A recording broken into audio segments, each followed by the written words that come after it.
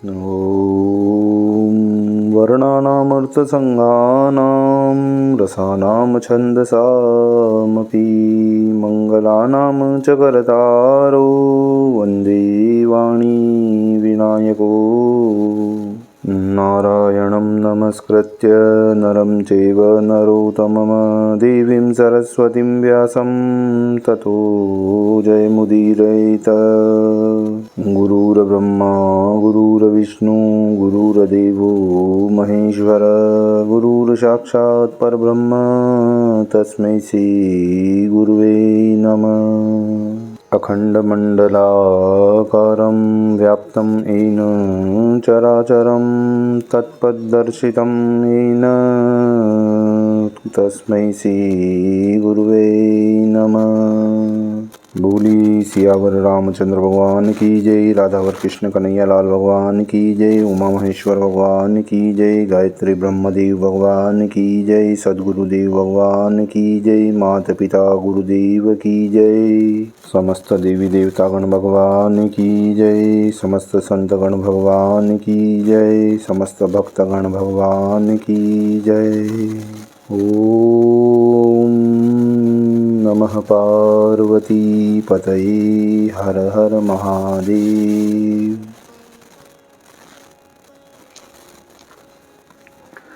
तो मित्रों और आप सभी श्री मार्कंडेय पुराण के रसिक जनों, श्रोतागणों, अब तक हमने श्री मार्कंडेय पुराण के 4 अध्यायों का श्रवण किया है, पठन किया है, कीर्तन किया है, मनन किया है।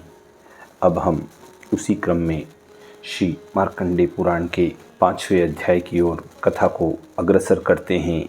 आप सभी श्रेष्ठ श्रोतागण, रसिक जन भगवान श्री राधा वल्लभ कृष्ण कन्हैया लाल के श्री चरणों में दृढ़ भक्ति रखते हुए कथा का श्रवण करें, कीर्तन करें, मनन करें, भजन करें। बोलिए श्री कृष्ण कन्हैया लाल भगवान की जय। तो कहते हैं कि जैमिनी जी ने पूछा कि हे श्रेष्ठ पक्षियों, प्राणियों की उत्पत्ति और लय कहाँ होते हैं? इस विषय में मुझे संदेह है। मेरे प्रश्न के अनुसार आप लोग इसका समाधान करें। जीव कैसे जन्म लेता है, कैसे वह मरता है और किस प्रकार गर्भ में पीड़ा सहकर माता के उदर में निवास करता है, फिर गर्भ से बाहर निकलने पर वह किस प्रकार बुद्धि को प्राप्त होता है और मृत्यु काल में किस तरह चैतन्य रूप के द्वारा शरीर से विलग हो जाता है। सभी प्राणी मृत्यु के पश्चात पुण्य और पाप दोनों का फल भोगते हैं, किंतु वे पुण्य और पाप किस प्रकार अपना फल देते हैं, ये सारी बातें मुझे आप बताइए, जिससे मेरा सब संदेह दूर हो जाए। तब पक्षीगण बोलते हैं कि हे महर्षि, हे जैमिनी जी, आपने हम लोगों पर बहुत बड़े प्रश्न का भार रख दिया, इसकी कहीं तुलना नहीं है। हे महाभाग, इस विषय में एक प्राचीन वृतांत सुनिए। पूर्व काल में एक परम बुद्धिमान भृगुवंशी ब्राह्मण हुए थे। उनके सुमति नाम का एक पुत्र था। वह बड़ा ही शांत और जड़ रूप में रहने वाला था।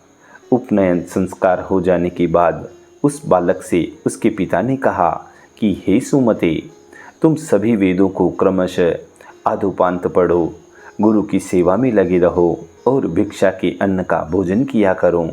इस प्रकार ब्रह्मचर्य की अवधि पूरी करके गृहस्थाश्रम में प्रवेश करो और वहाँ उत्तम उत्तम यज्ञों का अनुष्ठान करके अपने मन के अनुरूप संतान को उत्पन्न करो। तदंतर वन की शरण में जाकर और वानप्रस्थ के नियमों का पालन करने के पश्चात परिग्रह रहित सर्वस्व त्यागी सन्यासी हो जाओ। ऐसा करने से तुम्हें उस ब्रह्म की प्राप्ति होगी जहाँ जाकर तुम शोक से मुक्त हो जाओगे। इस प्रकार अनेकों बार कहने पर भी सुमति जड़ होने के कारण कुछ भी नहीं बोलता था। पिता की स्नेहवश बारंबार अनेक प्रकार से ये बातें उसके सामने रखते थे। उन्होंने पुत्र प्रेम के कारण मीठी वाणी से अनेक बार उसे लोभ दिखाया। इस प्रकार उनके बार बार कहने पर एक दिन सुमति ने हंसकर कहा कि हे पिताजी, आज आप जो उपदेश दे रहे हैं उसका मैंने बहुत बार अभ्यास किया है। इसी प्रकार दूसरे दूसरे शास्त्रों और भांति भांति की शिल्प कलाओं का भी मैंने सेवन किया है। इस समय मुझे अपने 10,000 से भी अधिक जन्म स्मरण हो आए हैं। खेद, संतोष, क्षय, वृद्धि और उदय का भी मैंने बहुत अनुभव किया है। शत्रु, मित्र और पत्नी के संयोग वियोग भी मुझे देखने को मिले हैं। अनेक प्रकार के माता पिता के भी दर्शन हुए हैं। मैंने हजारों बार सुख और दुख भोगे हैं। कितनी ही स्त्रियों के विष्ठा और मूत्र से भरे हुए गर्भ में निवास किया है। सब प्रकार के रोगों की भयानक पीड़ाएं सहन की हैं। गर्भावस्था में मैंने जो अनेकों प्रकार के दुख भोगे हैं, बचपन, जवानी और बूढ़ापे में भी जो क्लेश सहन किए हैं, वे सब मुझे याद आ रहे हैं। ब्राह्मण, क्षत्रिय, वैश्य और शूद्रों की योनियों में, फिर पशु, मृग, कीट और पक्षियों की योनियों में, तथा राजसेवकों एवं युद्ध में पराक्रम दिखाने वाले राजाओं के घरों में भी मेरे कई बार जन्म हो चुके हैं। इसी तरह अब की बार आपके घर में भी मैंने जन्म लिया है। मैं बहुत बार मनुष्यों का भृत्य, दास, स्वामी, ईश्वर और दरिद्र रह चुका हूँ। दूसरों ने मुझे और मैंने दूसरों को अनेक बार दान दिए हैं। पिता, माता, सुहृद, भाई और स्त्री इत्यादि के कारण कई बार संतुष्ट हुआ हूँ और कई बार दीन हो होकर रोते हुए मुझे आंसुओं से मुंह धोना पड़ा है। हे पिताजी, हे मेरे तात, यूं ही इस संसार चक्र में भटकते हुए मैंने अब वह ज्ञान प्राप्त किया है जो मोक्ष की प्राप्ति कराने वाला है। उस ज्ञान को प्राप्त कर लेने पर अब यह ऋग, यजु और सामवेदोक्त समस्त क्रियाकलाप गुण शून्य दिखाई देने के कारण मुझे अच्छा नहीं लगता। अतः जब ज्ञान प्राप्त हो गया तब वेदों से मुझे क्या प्रयोजन है। अब तो मैं गुरु विज्ञान से परितृप्त, निरीह एवं सदात्मा हूँ। अतः 6 प्रकार के भाव विकार, जन्म, सत्ता, वृद्धि, परिणाम, क्षय और नाश, दुख, सुख, हर्ष, राग तथा संपूर्ण गुणों से वर्जित उस परम पद रूप ब्रह्म को प्राप्त होऊंगा। हे पिताजी, जो राग, हर्ष, भय, उद्वेग, क्रोध, अमर्ष और वृद्धावस्था से व्याप्त हैं तथा कुत्ते, मृग आदि की योनि में बांधने वाले सैकड़ों बंधनों से युक्त हैं, उस दुख की परंपरा का परित्याग करके अब मैं चला जाऊंगा। पुत्र की यह बात सुनकर महाभाग पिता का हृदय प्रसन्नता से भर गया। उन्होंने हर्ष और विस्मय से गदगद वाणी में अपने पुत्र से कहा कि हे बेटा, हे पुत्र, तुम यह क्या कहते हो? तुम्हें कहाँ से ज्ञान प्राप्त हो गया? पहले तुम में जड़ता क्यों थी और इस समय ज्ञान कहाँ से जग उठा? क्या यह मुनियों अथवा देवताओं के दिए हुए शाप का विकार था जिससे पहले तुम्हारा ज्ञान छिप गया और इस समय पुनः प्रकट हो गया? मैं यह सारा रहस्य सुनना चाहता हूँ। इसके लिए मेरे मन में बड़ा कौतूहल होता है। हे बेटा, तुम पर पहले जो कुछ बीत चुका है वह सब मुझे बताओ। तब उस पुत्र ने कहा कि हे पिताजी, मेरा जो यह सुख और दुख देने वाला पूर्व वृतांत है उसे आप सुनिए। इस जन्म के पहले पूर्व जन्म में मैं जो कुछ था वह सब बताता हूँ। पूर्व काल में मैं परमात्मा के ध्यान में मन लगाने वाला एक ब्राह्मण था। आत्मविद्या के विचार में मैं पराकाष्ठा को प्राप्त हो चुका था, पहुँच चुका था। मैं सदा योग साधन में संलग्न रहता था। निरंतर अभ्यास में लगने, सत्पुरुषों का संग करने, अपने स्वभाव से ही विचार परायण होने, तत्वमसि आदि महावाक्यों के विचारने और तत्पदार्थ के शोधन करने आदि के कारण उस परमात्म तत्व में ही मेरा परम प्रीति रहती थी। फिर मैं शिष्यों के संदेह का निवारण करने वाला आचार्य बन गया। फिर बहुत समय के पश्चात मैं एकांत सेवी हो गया, किंतु देवात अज्ञान से सद्भाव का नाश हो जाने के कारण प्रमाद में पड़कर मेरी मृत्यु हो गई। तथापि मृत्यु काल से लेकर अब तक मेरी स्मरण शक्ति का लोप नहीं हुआ। मेरे जन्मों के जितने वर्ष बीत चुके हैं उन सब की स्मृति हो आई है। हे पिताजी, उस पूर्व जन्म के अभ्यास से ही जितेंद्रिय होकर अब फिर मैं वैसा ही यत्न करूँगा जिससे भविष्य में फिर मेरा जन्म नहीं हो। मैंने जो दूसरों को ज्ञान दिया था उसी का यह फल है। कि मुझे पूर्व जन्म की बातों का स्मरण हो रहा है। केवल त्रयी कर्म कांड का सहारा लेने वाले मनुष्यों को इसकी प्राप्ति नहीं होती। अतः मैं इस प्रथम आश्रम से ही संन्यास धर्म का आश्रय लेकर एकांतवासी होकर आत्मा के उद्धार के लिए यत्न करूँगा। अतः हे महाभाग, हे पिताजी, आपके हृदय में जो संशय है उसे कहिए, मैं उसका समाधान करूँगा। इसी से और इतनी ही सेवा से आपकी प्रसन्नता का संपादन करके मैं पिता के ऋण से मुक्त हो सकूँगा। तब वह पक्षीगण उन जैमिनी से कहते हैं कि हे जैमिनी जी, तब पुत्र की बात पर श्रद्धा करते हुए पिता ने उससे वही बात पूछी जो आपने अभी संसार में जन्म ग्रहण करने के संबंध में हम लोगों से पूछी है। तब उस पुत्र ने कहा कि हे पिताजी, जिस प्रकार मैंने तत्व का बारंबार अनुभव किया है उसे बतलाता हूँ, आप ध्यानपूर्वक सुनिए। यह क्षणभंगुर संसार चक्र प्रवाह रूप से अजर है, निरंतर चलते रहने वाला है, कभी स्थिर नहीं रहता। हे तात, आपकी आज्ञा से ही मैं मृत्यु काल से लेकर अब तक की सब बातों का वर्णन करता हूँ।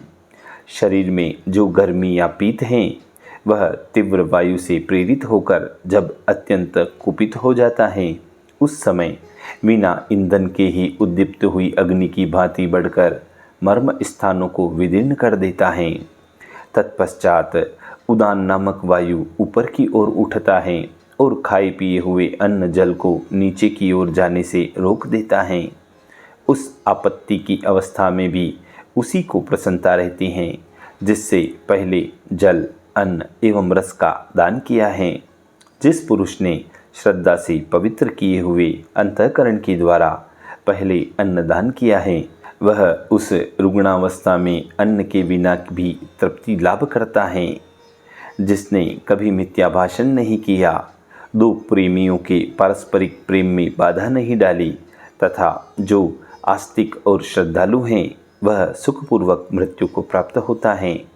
जो देवता और ब्राह्मणों की पूजा में संलग्न रहते हैं, किसी की निंदा नहीं करते तथा सात्विक, उदार और लज्जाशील होते हैं, ऐसे मनुष्यों को मृत्यु के समय कष्ट नहीं होता।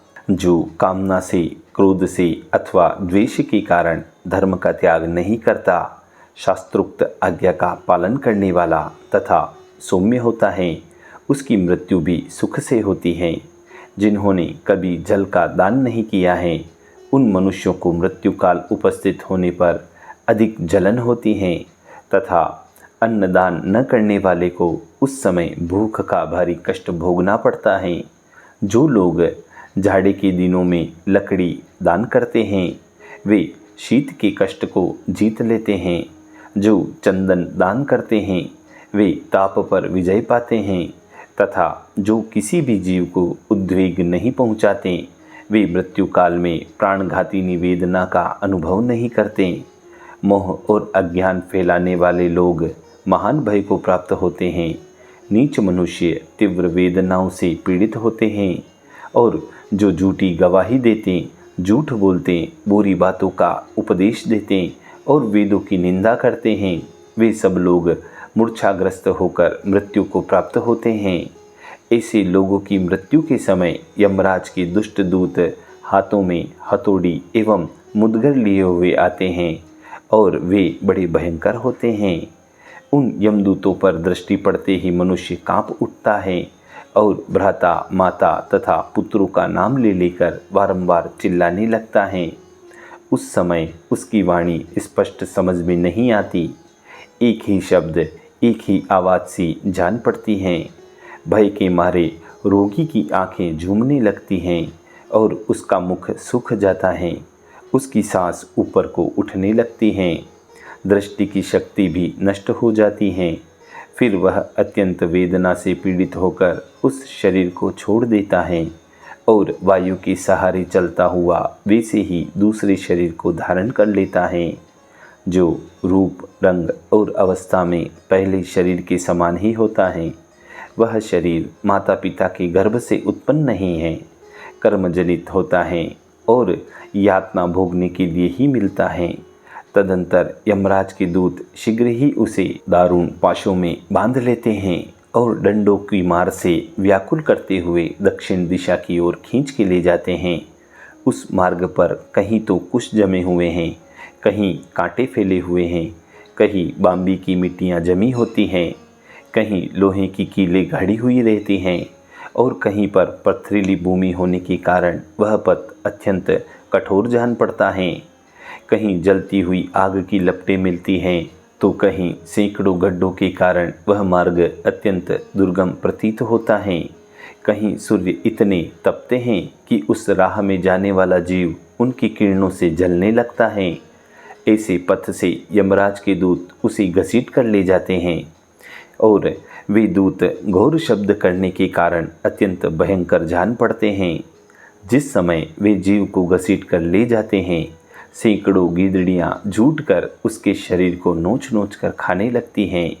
पापी जीव ऐसे ही भयंकर मार्ग से यमलोक की यात्रा करते हैं। जो मनुष्य छाता, जूता, वस्त्र और अन्नदान करने वाले होते हैं, वे उस मार्ग पर सुख से यात्रा करते हैं। इस प्रकार अनेक प्रकार का कष्ट भोगता हुआ पापी पीड़ा सहित जीव विवश होकर 12 दिनों में धर्मराज के नगर तक पहुँचता है।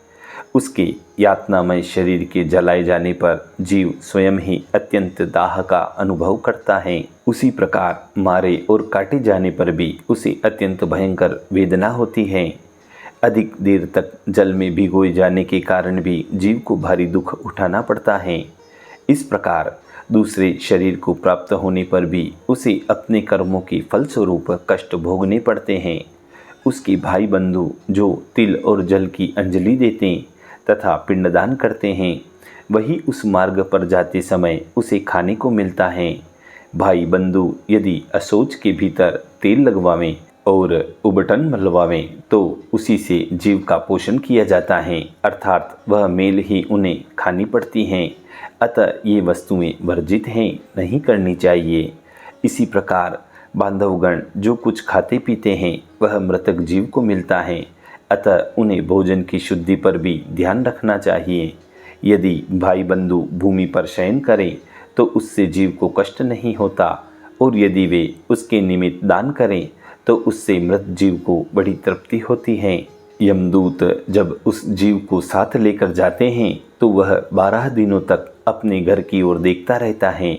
उस समय पृथ्वी पर उसके निमित्त जो जल और पिंड दिए जाते हैं उन्हीं का वह उपभोग करता है। तभी श्रुतियों में भी लिखा है, तत्र यद्वान् वास्तोयं प्रयच्छन्ति तिलेह सह यच्च पिंडं प्रयच्छन्ति नियमानस्तदस्नुते तेलाभ्यंगो बांधवानामंग संवाहनं च यत तेन चाप्यायते जन्तुर्यच्चाशन्ति स बान्धवाः भूमौ स्वब्धभीनार्त्यं कलेशमाप्नोति बान्धवेह दानं ददद्भिश्च तथा जन्तुराप्यायते मृत नैमानः स्वकं गेहं द्वादशाहं सपश्यति उपभुक्ते तथा दत्तं तोयपिंडादिकं भुवि। मृत्यु के 12 दिन बीतने के पश्चात यमपुरी की ओर खींचकर ले जाया जाने वाला जीव अपने सामने यमराज के नगर को देखता है, जो बड़ा ही भयानक है।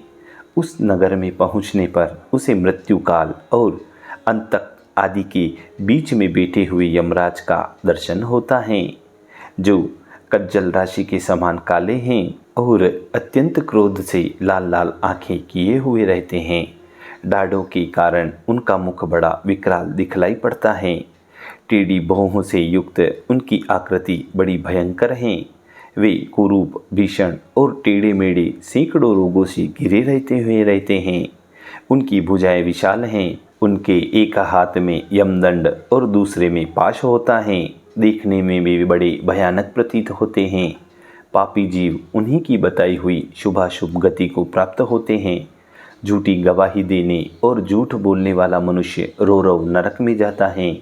अब मैं रोरव नरक का स्वरूप बतलाता हूँ, आप ध्यानपूर्वक उसे सुने। रोरव नरक की लंबाई चौड़ाई 2000 योजन की है। वह एक गड्ढे के रूप में है जिसकी गहराई घुटनों तक की है। वह नरक अत्यंत दुस्तर है। उसमें भूमि के बराबर तक अंगार राशि बिछी हुई रहती है। उसके भीतर की भूमि दहकते हुए अंगारों से बहुत तपी हुई होती है।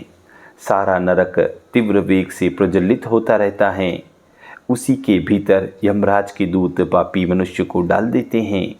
वह धधकती हुई आग में जब जलने लगता है तो इधर उधर दौड़ता है, किंतु पग पग पर उसका पैर जल भून कर राख होता रहता है। वह दिन रात में कभी भी एक बार पैर उठाने और रखने में समर्थ होता है। इस प्रकार सहस्त्रों योजन पार करने पर वह उससे छुटकारा पाता है।